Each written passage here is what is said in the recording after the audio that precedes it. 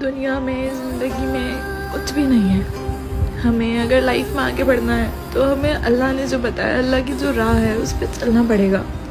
اللہ کے آگے روئے، اللہ کے آگے جھکے تاکہ زندگی میں سکون آ سکے.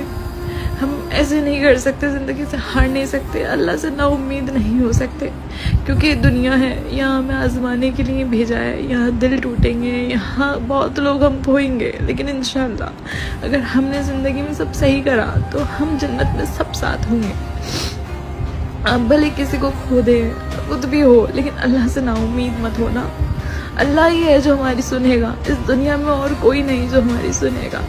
تو اللہ کی راہ پکڑے، نماز مت چھوڑیں. جو حالات ہیں دنیا کے، قیامت نزدیک ہے تو ہمیں کس کو چہرہ دکھانا ہے؟ اللہ کے سامنے ہی جا کے کھڑا ہونا ہے.